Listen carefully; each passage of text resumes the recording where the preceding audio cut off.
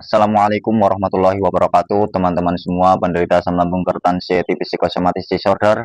Dimanapun kalian berada, semoga kalian diberikan kesembuhan, diberikan kesehatan, diberikan kesenangan, diberikan kebahagiaan, serta ketenangan. Amin, amin, ya robbal alamin. Oke, teman-teman semua, kembali lagi dengan saya tentunya di channel Berpikir Positif. Bagi teman-teman semua yang belum subscribe, alangkah baiknya subscribe terlebih dahulu karena subscribe itu gratis, teman-teman. Dan subscribe itu sangatlah berarti bagi saya agar channel ini semakin berkembang. Ketika channel ini berkembang, maka saya akan tambah semangat untuk menemani kalian, memotivasi kalian, mengedukasi kalian, teman-teman. Jangan lupa tekan tombol loncengnya agar tidak ketinggalan video-video terbaru mengenai gangguan asam lambung, hipertensi, psikosomatis disorder, teman-teman. Jangan lupa like, komen, serta share video ini kepada teman-teman yang sedang mengalami gangguan asam lambung, hipertensi, psikosomatis disorder, teman-teman. Oke, teman-teman semua. Di sini saya bukan dokter, bukan ahli herbal, bukan ahli medis, juga bukan ahli psikiater, teman-teman. Saya hanya penyintas, mantan penderita asam lambung, hipertensi, psikosomatis disorder.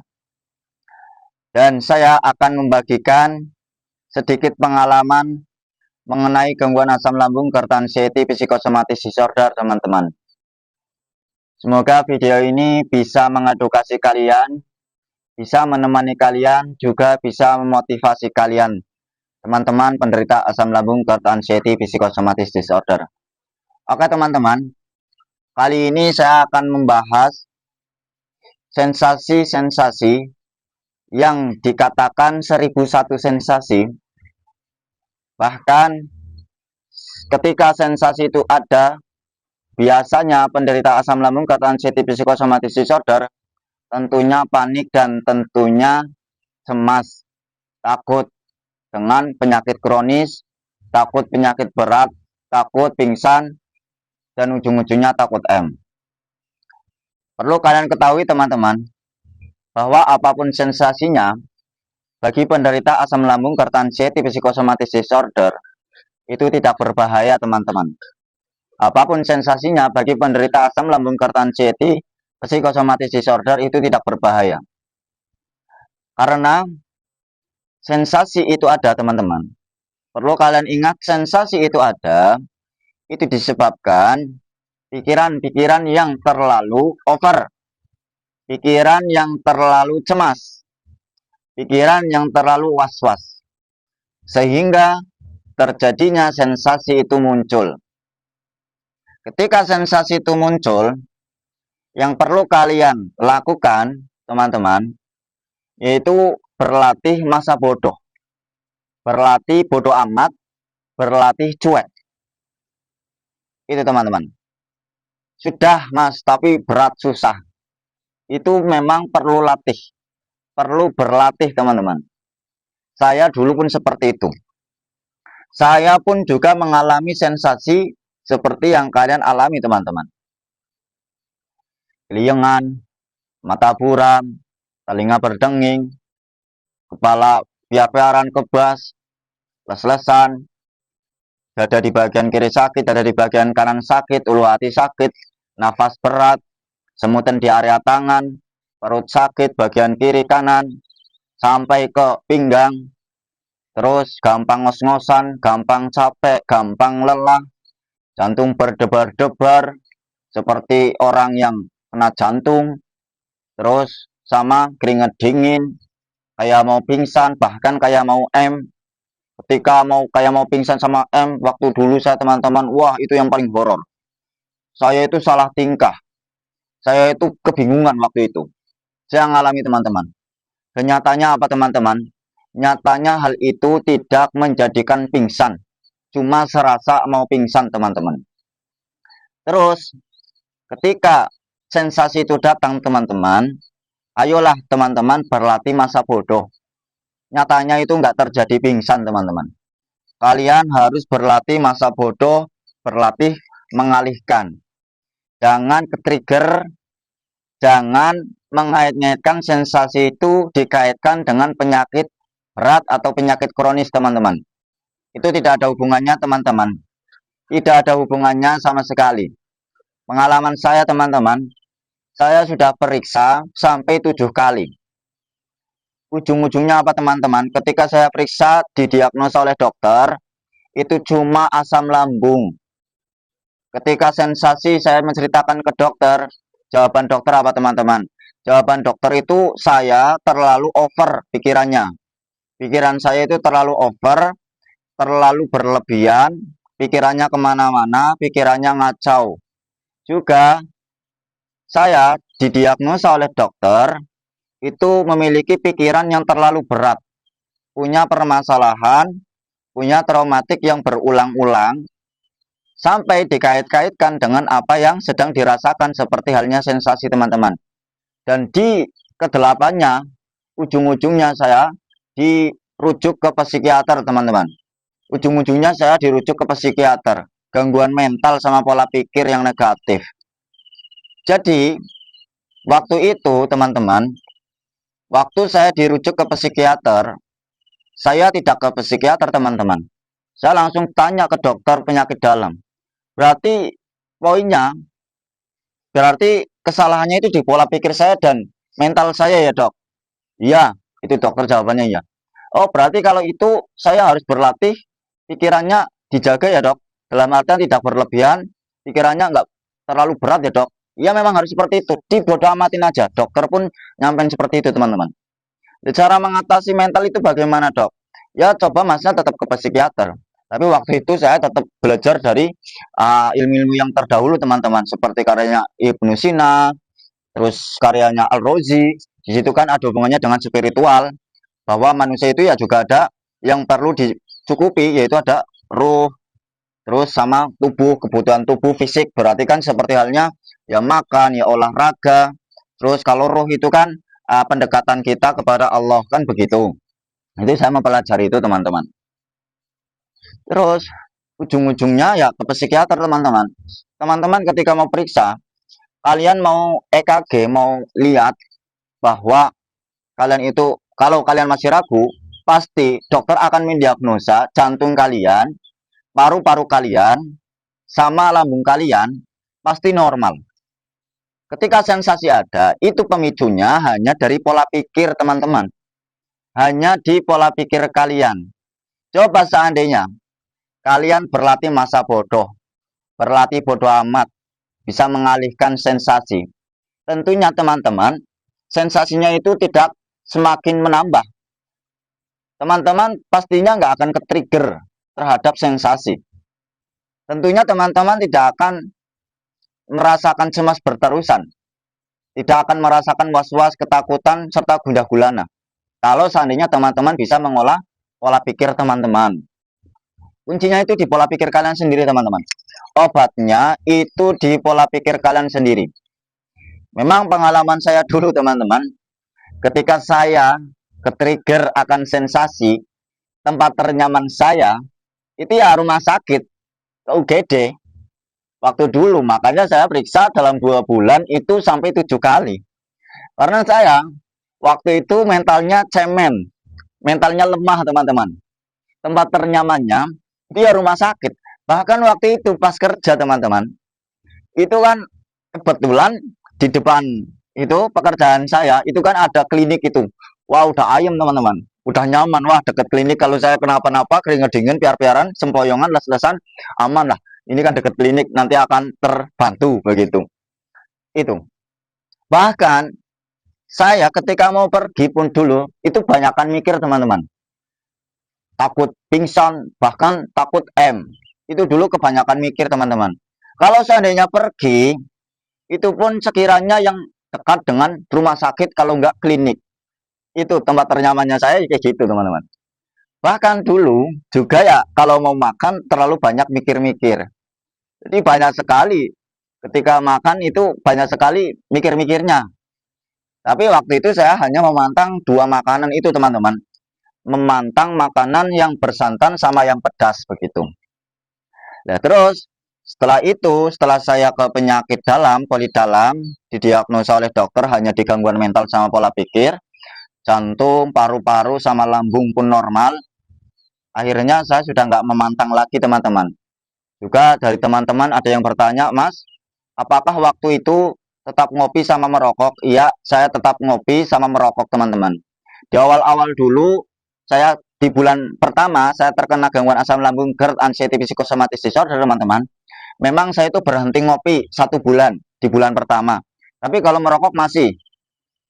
Nah, setelah itu saya itu masih ke-trigger tentang sensasi, masih ke-trigger tentang sensasi, bahkan 1000 sensasi itu teman-teman. Bahkan pernah ngalamin seperti mau pingsan, bahkan sampai kayak mau itu teman-teman.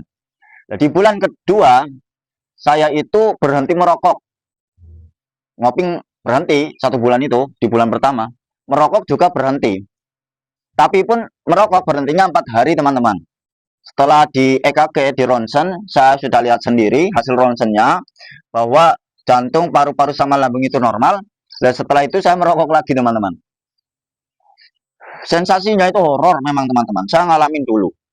Dan ternyata itu diakibatkan pola pikir yang terlalu over sama pikiran ngacau kemana-mana mengait-ngaitkan. Dulu pun seperti itu teman-teman.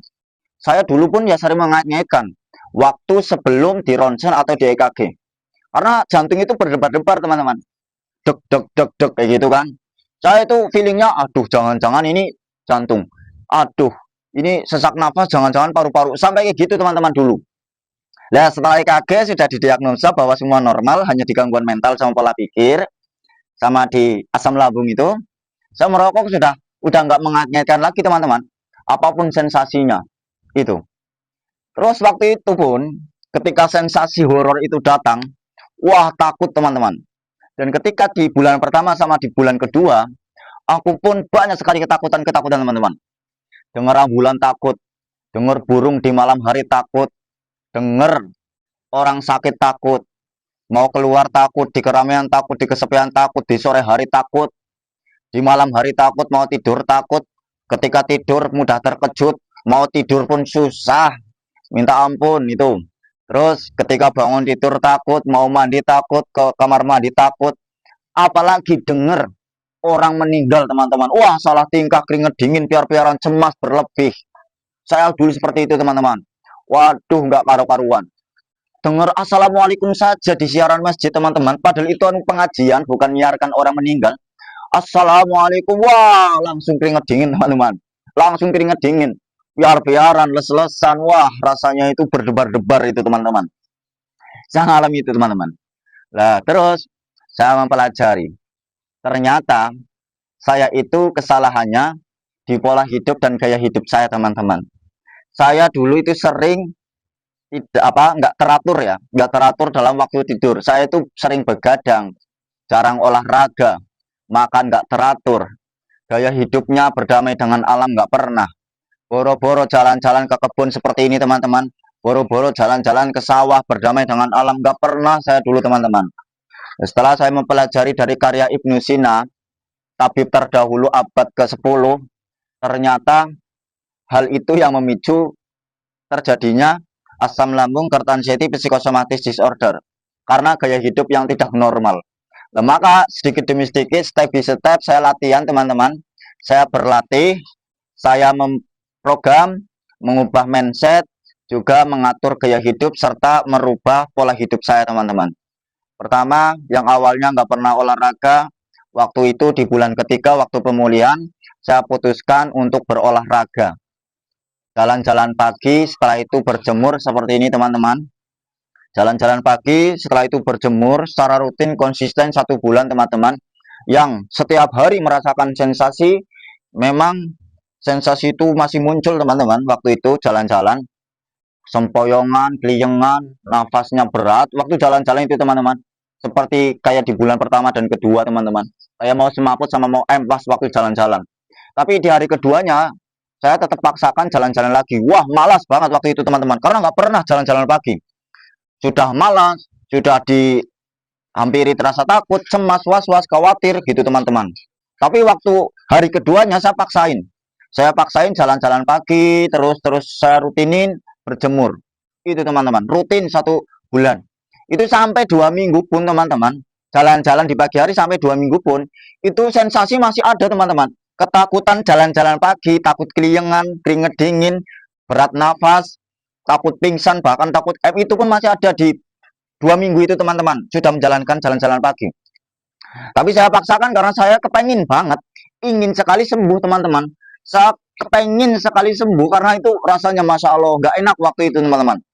Karena pengen sekali lah, intinya saya kepengin sekali hidup normal lagi karena saya, wah nggak enak hidup dalam kecemasan tiap hari teman-teman. Saya paksakan waktu itu. Saya nggak apa-apa sampai pasrah gitu. Saya nggak apa-apa kalau mau keliengan, semaput, pingsan, nggak apa-apa lah pingsan ketika jalan-jalan kayak gitu teman-teman. Karena apa sudah fase wah hampir menyerah teman-teman. Tapi saya nggak apa-apa keliengan untuk proses pemulihan nggak apa-apa. Saya nggak apa-apa sampai pasrah gitu. Nyatanya nggak pingsan teman-teman. Dan alhamdulillah pemulihan 1 bulan sembuh teman-teman. Di bulan apa ketiga sudah menjalankan jalan-jalan pagi sampai 2 minggu teman-teman, itu keliengan, sensasi tetap masih muncul waktu itu teman-teman. Cuma mending sudah nggak kayak di bulan pertama sama bulan kedua itu teman-teman. Itu hampir tiap hari kalau pas pemulihan sudah melaksanakan metode jalan-jalan pagi, itu walaupun masih ada sensasi tapi sudah berkurang teman-teman. Sudah berkurang, sudah berkurang, sudah berkurang. Bahkan ketika ada sensasi sudah bisa mengalihkan, bisa berlatih masa bodoh sama bodoh amat teman-teman. Saya nggak tahu, itu saya pun heran awal-awal itu. Kok bisa ya saya merasakan sensasi, kok bisa berprasangka dengan masa bodoh sama bodoh amat gitu. Ternyata teman-teman, hikmahnya, manfaatnya dari jalan-jalan pagi sama berjemur itu mengembalikan hormon yang telah lama pergi dari diri kita teman-teman. Hormon endorfinnya sudah kembali. Hormon serotoninnya yang mengendalikan kepada mood dan kesetresan sudah kembali. Sama hormon endorfin, hormon kebahagiaannya sudah kembali teman-teman. Makanya ketika hormon kebahagiaan sama bisa mengendalikan mood serta stres, hormon serotonin itu, kita itu bisa mengalihkan sensasi. Kita bisa masa bodohin sensasi, kita bisa cuekin sensasi teman-teman. Itu manfaatnya yang saya alami, yang saya rasakan teman-teman. Terus waktu itu saya juga mengatur pola makannya teman-teman. Mengatur pola makannya dalam artian saya itu yang dulunya nggak teratur di pola makannya. Saya waktu kena asam lambung teman-teman, saya sudah mengatur pola makannya. Setiap 4 jam sekali saya makan. Tapi waktu itu sedikit-sedikit tapi sering teman-teman. Bahkan satu hari itu makan sampai 5 kali teman-teman. Tapi sedikit-sedikit, satu centong itu.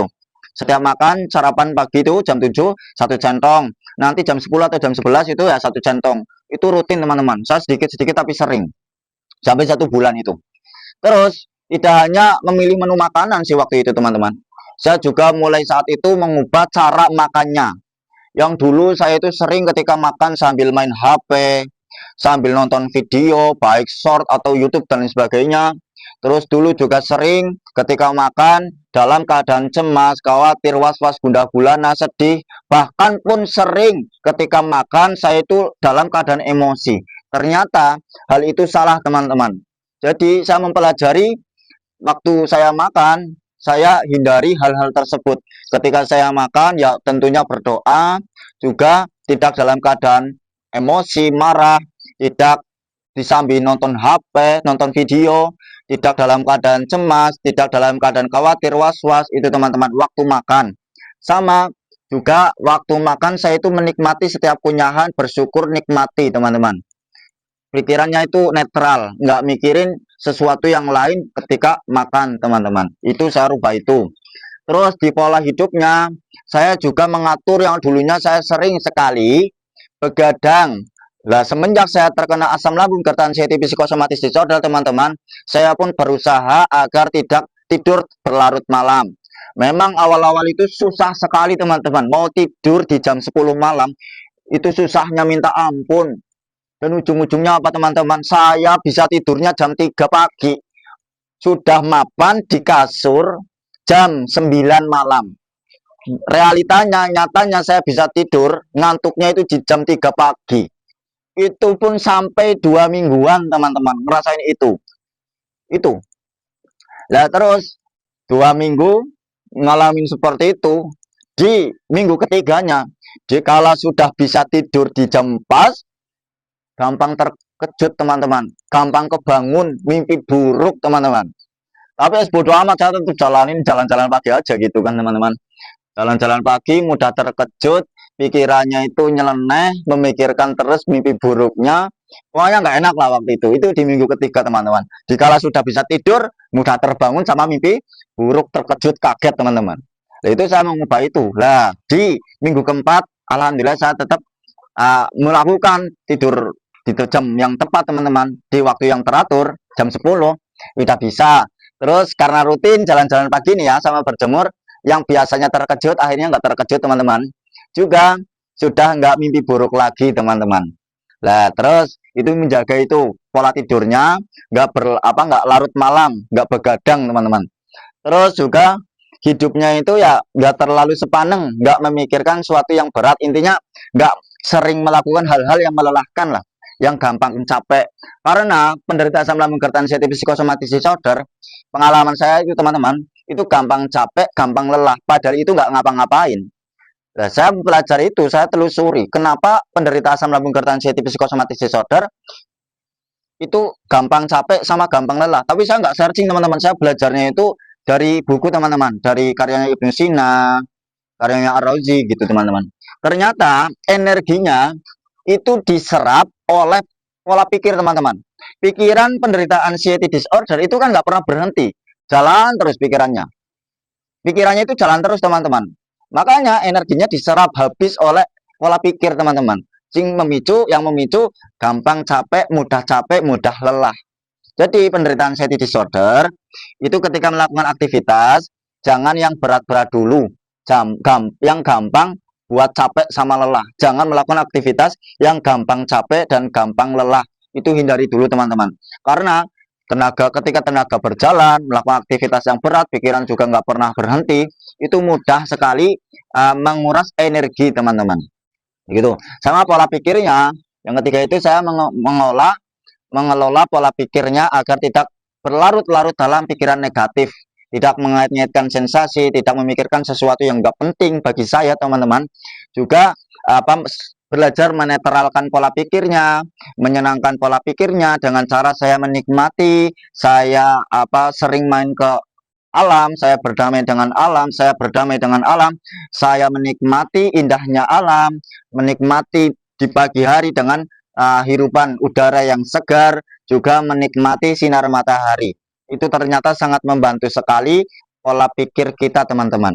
Kita berdamai dengan alam, sering melihat hijau-hijauan. Kalau nggak lihat hijau-hijauan ya sering melihat air yang mengalir seperti ke sungai yang mengalir, itu akan menetralkan pikiran teman-teman. Itu pengalaman saya. Saya sering melihat hijau-hijauan, sering melihat air yang mengalir, karena itu untuk menetralkan pikiran kita yang terlalu negatif, pikiran kita yang terlalu over, pikiran kita yang terlalu banyak teman-teman. Nah, itu. Jadi saya itu rutin itu teman-teman. Terus obatnya apa? Ketika saya ditanya obatnya apa teman-teman, banyak sekali yang bertanya itu ya. Saya obatnya itu teman-teman yang tadi, merubah gaya hidup dan pola hidupnya, pola pikirnya sama pola makannya. Itu obat saya teman-teman. Saya minum obat pun dulu waktu di bulan pertama sama kedua, itu pun obat hasil periksa teman-teman. Dapat dari setelah periksa. Sama minum herbalnya, saya itu minum herbal seperti kunyit, jahe teman-teman. Itu pun untuk penyembuhan lambung, karena waktu itu kan lambungnya juga nggak normal waktu itu teman-teman. Jadi saya itu rutin herbal. Kalau seandainya teman-teman dikira lambung itu normal, lambung itu baik-baik saja, ya sudah, berarti obatnya itu di pola pikir, gaya hidupnya yang belum normal, belum seperti layaknya orang normal, ya kalian harus lakukan hal itu teman-teman. Terus jangan sampai melakukan sesuatu yang memperburuk anxiety-nya teman-teman. Jangan sampai melakukan sesuatu yang memperburuk anxiety. Apa saja? Satu, itu sering berdekatan atau sering bergabung atau bergaul dengan orang-orang toksik. Hindari orang-orang toksik teman-teman. Orang toksik itu tidak mau tahu apa yang kalian alami, apa yang kalian rasakan. Bahkan dikala kalian terpuruk, dia itu nggak mau tahu, bahkan mensupport pun tidak. Itu hindari orang-orang toksik. Itu hanya ingin menghambat kesembuhan kalian teman-teman. Hindari orang-orang toksik yang biasanya itu sering menghina, lah lebih sekali, lah lemah lah, dan tetap bengek itu teman-teman. Hindari orang-orang toksik, itu mudah sekali memperburuk anxiety. Yang kedua, hindari overthinking. Jangan kebanyakan berpikir. Jangan kebanyakan mikir kemana-mana, jangan mengait-ngaitkan sensasi kepada penyakit berat, penyakit kronis. Itu jangan terlalu overthinking. Jangan dibikin cemas terhadap sensasi. Berlatihlah masa bodoh, bodoh amat sama bisa mengalihkan dengan aktivitas yang menyenangkan, teman-teman. Yang ketiga, jangan kepo dengan penyakit, ya. Jangan terlalu kepo tentang penyakit, teman-teman. Itu ketika kalian sering kepo tentang penyakit, itu memperburuk anxiety, memperburuk kecemasan. Cemasnya itu terjadi tambah berlebihan jadinya, teman-teman. Makanya jangan terlalu kepo tentang penyakit, ya teman-teman. Jangan sering searching, hindari searching. Kalian kalau mau belajar mengenai tentang kesembuhan asam lambung GERD anxiety psychosomatic disorder, itu belajarlah dengan ahli spesialis, ya dokter lah, atau yang sudah berpengalaman lah. Kalau tidak, belajar melalui buku-buku yang tinggalannya orang dulu, teman-teman, seperti Tabib Ibnu Sina sama Arozi. Itu jangan terlalu searching, ya teman-teman. Jangan sering searching, kepo terhadap penyakit. Itu semua yang dialami oleh penderita asam lambung GERD anxiety psychosomatic disorder, teman-teman, itu tidak ada hubungannya dengan penyakit kronis. Apapun sensasinya itu tidak berbahaya, teman-teman. Hindari hal searching itu, teman-teman. Hindari kepo terhadap penyakit. Terus kalian mulai besok, mulai saat ini kalian harus bangkit, teman-teman. Besok kalian harus jalan-jalan pagi. Bayangkan alam yang indah, membayangkan keindahan alam di pagi hari, menghirup udara segar, melihat pemandangan yang begitu indah, terus menikmati sinar matahari di pagi hari. Kalian harus bangkit, teman-teman. Pertanyaan saya, teman-teman, kalau kalian nggak mau bangkit, mau sampai kapan kalian hidup dalam kecemasan, ketakutan? Mau sampai kapan kalian hidup dalam gundah gulana, kegelisahan, menuruti rasa takut, menuruti rasa cemas? Mau sampai kapan, teman-teman, kalau nggak mau bangkit, menjaga 3P-nya, serta melakukan metode-metode yang saya sampaikan dengan pengalaman saya, teman-teman. Makanya mulai saat ini teman-teman harus bangkit. Teman-teman harus bangkit melawan mental yang ecek-ecek itu, melawan rasa malas itu. Memang kebiasaan penderita asam lambung GERD anxiety psychosomatic disorder itu mudah malas. Malas banget saya ngalami, teman-teman. Kalau nggak mau dipaksa, siapa lagi, teman-teman, yang bisa memaksa? Yang bisa memaksa itu kalian sendiri, diri kalian sendiri, teman-teman. Makanya bangkit, ayo lakukan aktivitas seperti jalan-jalan pagi, setelah itu berjemur, setelah itu dialihkan, maksudnya disibukkan dengan main ke rumah tetangga, silaturahmi, kayak jangan sering mengurung diri di dalam rumah, apalagi di dalam kamar. Kalian pasti bisa, kalian pasti sembuh, teman-teman. Jangan ragu untuk sembuh, pasti sembuh. Terus perlakukanlah diri kalian seperti orang yang sehat, orang yang normal. Perlakukanlah diri kalian seperti orang sehat, teman-teman. Sesungguhnya kalian itu adalah orang yang sehat, hanya saja sensasi-sensasi itu yang mengacaukan mental kita, yang mengacaukan pola pikir kita. Dan perlu kalian ketahui, teman-teman, tugas anxiety itu mengacaukan mental penderita asam lambung GERD anxiety psychosomatic disorder. Apa tugasnya? Apa tujuannya? Tujuannya anxiety agar kita nggak mau bangkit, teman-teman. Maka mulai saat ini kalian jangan mau terkecoh dengan permainan anxiety, jangan mau terpuruk akan bisikan dari anxiety, teman-teman. Oke, semoga video ini bisa memotivasi kalian, bisa mengedukasi kalian, bisa menemani kalian semua. Semoga video ini menjadi wasilah sebab musabab penyembuhan teman-teman semua. Wassalamualaikum warahmatullahi wabarakatuh.